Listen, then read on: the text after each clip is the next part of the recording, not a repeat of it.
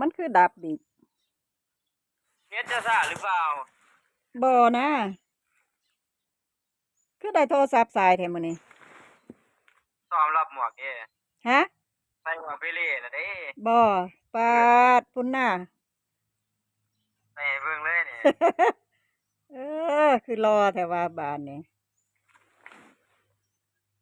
เออโทนเอ้ยบ่ธรรมดา เดี๋ยวเด้อ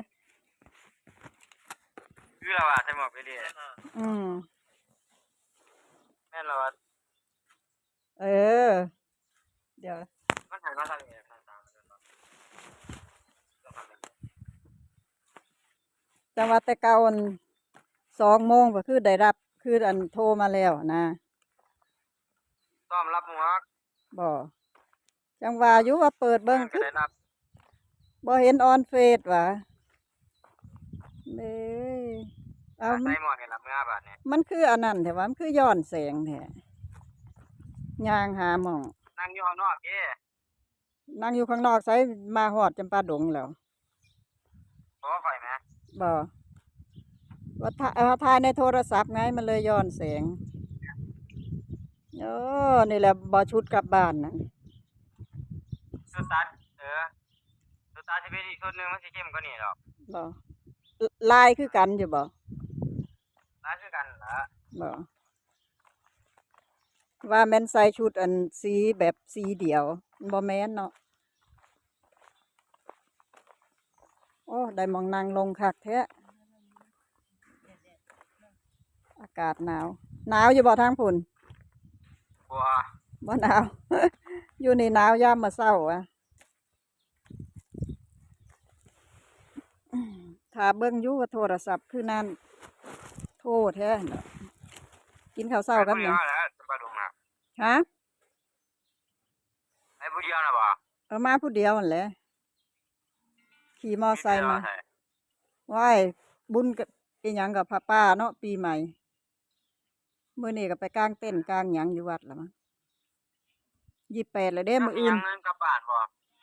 เอาคือว่าจังซั่น ครับหลายอย่างเลย หักจนเบิดติแล้วก็บ่ให้ค่ารถเลยบ่ น่าจะเหลืออยู่แต่บ่รู้ว่าจะเหลือหลายส่ำใดได้ค่ารถมาก็เอาตัวค่ามาก็บ่ได้จ่ายตัวแม่นบ่ค่ามาเขาก็อันมีรถมาตัว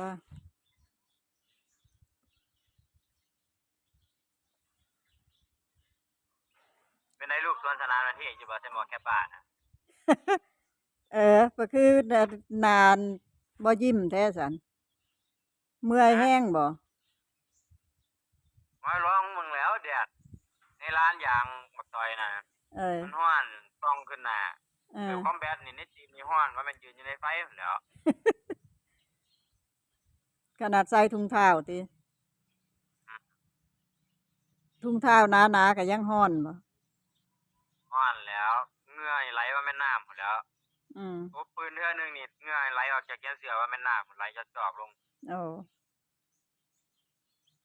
มื้อนี้บ่ได้ฝึกแล้วเนาะมื้อนี้วันหยุด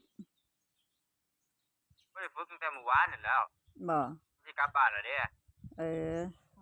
สรุปก็วันที่30นั่นบ่แม่น30ยามมื้อแลงแสดงว่าเดินทางกลางคืนบ่ก็บ่เป็นเฮาวันที่30น่าจะเที่ยงบ่ายเนาะตอนบ่ายเฮาก็เก็บของแล้วก็น่าจะกลับอืมค่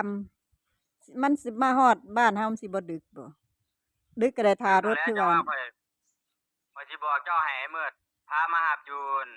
สกลข้อยย้านไปฮอดแล้วมันบ่มีอันรถบขสเมื่อน่ะหมู่ข้อยมันสิเมื่อนำ2คนพุ่นน่ะมันก็บ่มีรถนี่แหล้วมืดไปกรุงเทพให้อีพ่อขับมาก็ได้ตั่วขับคันใดรถเฮามันทะเบียนมันบ่มียืมรถเขาเจ้าตั่วบ่เว้าง่ายแท้ไผเขาสิให้ยืมแจกเมื่อจังได๋ซะก็ท่ารถอยู่บขสนั่นแหล้วแจ้งก็มีรถมาแล้วโอ้เว้าไปอ้อยก็อะลีนั่นแหละ มันจะถูกวันจันทร์อังคารเนาะคำอาแมมหยุดใครอยู่ ให้อาแมมพาไปรับ เบิ่งก่อนว่ามันสิได้มาจากโมง มันก็สิบ่มาแจ้งนี่พอดีบ่ มาตอนบ่าย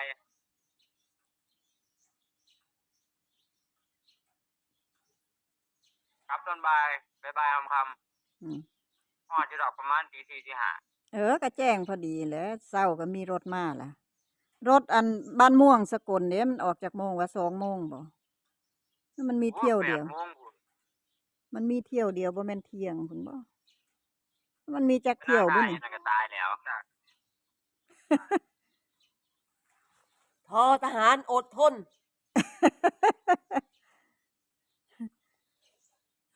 เอามารับเด้อมื้อ ทางกินบาดนี้ จักมันสิฮอดจักโมงจักยามแหล้วเบิ่งก่อน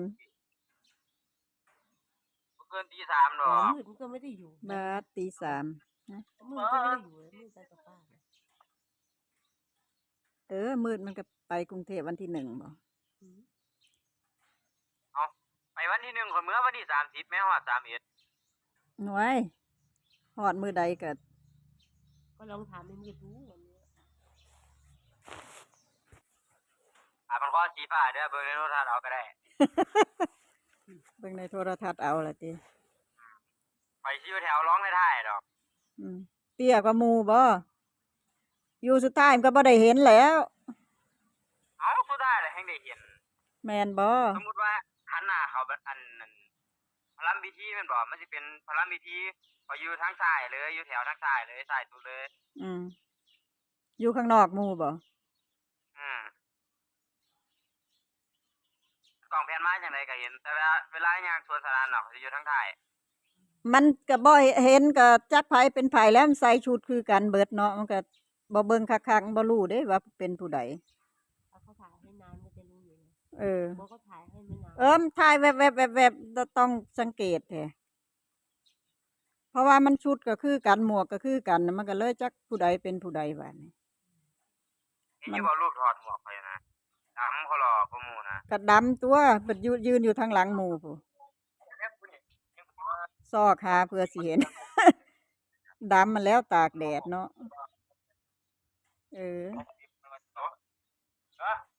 เดี๋ยวสิถามเบิ่งอาแหม่มเราว่างบ่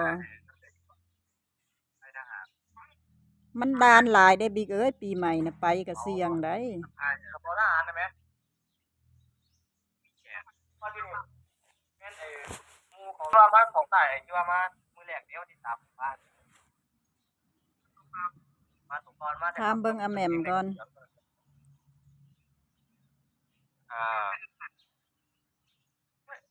รถเฮาบ่ได้ไป เขาหล่อเฮ็ดจังได๋ซะ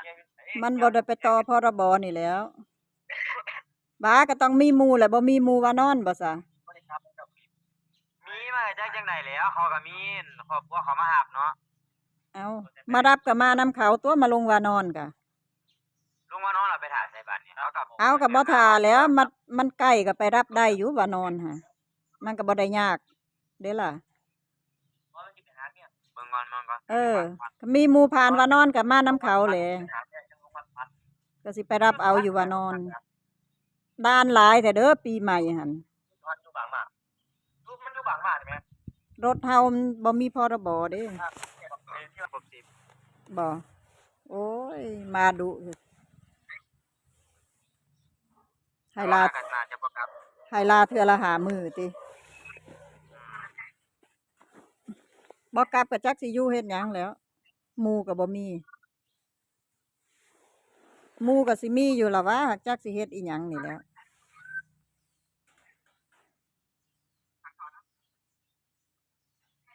ว่าสิหาซื้อหมากเมื่อฝากยายอยู่ในปีใหม่นี่จักสิซื้อหยังไว้ให้เรา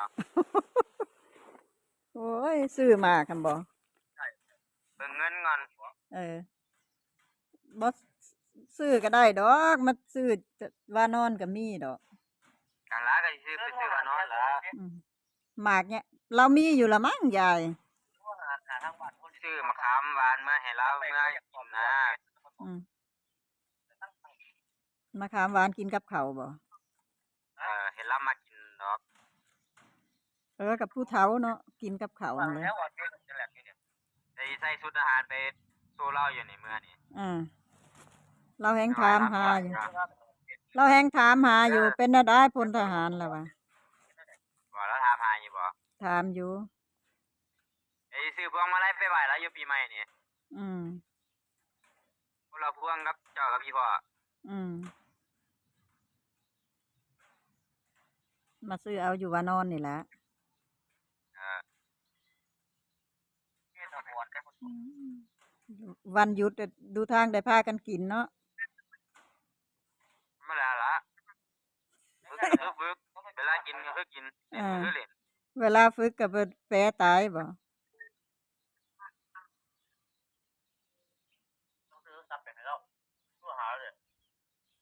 คืนนี่ก็ฟังเพลงร้องเพลงมอมๆอยู่ ไผ ผมข่อยแหละเขาเปิดให้ฟัง เอามื้อนั้นมึงออนเฟซบ่ที่มึงส่งรูปมาน่ะ เรียนทางไอ้มอก คือได้โทรศัพท์ซะ ทางอันหยังกรุงธนบุรีเขาจะมารับสมัครนักเรียน บ่ ไม่ข่อยเรียนข่อยก็ตายนั่นแหละไว้เทอมละ27,000เนาะเทอมละ27,000บ่ อืม 3แต่เงินเดือนอาหารก็บ่พอใช้ล่ะเดี๋ยวนี้ น้อยบ่พอแล้วมีแต่แนวหักเนาะ แรกละธรรมดาละ คำบ่ประหยัดแน่ก็บ่มีเงินอีหลีนั่นแหละ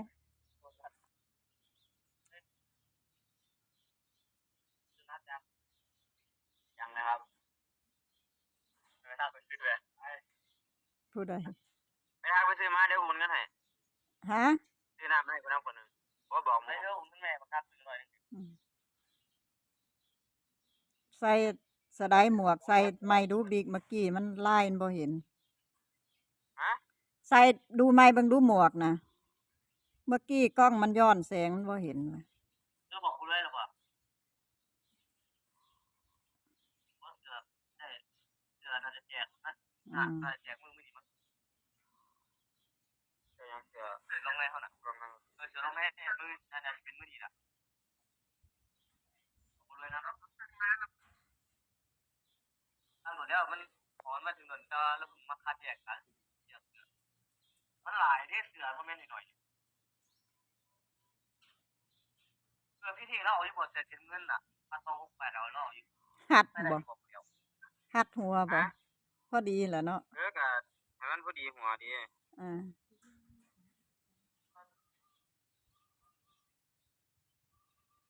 า อืมอ๋อ ใช้หมอยแบบนะ มือก็ได้รับแล้วล่ะใส่เมื่อบาทนี่ พี่ตำรวจว่าใส่เข้าไปล่ะ ฮะ เขาอย่างแต่พูด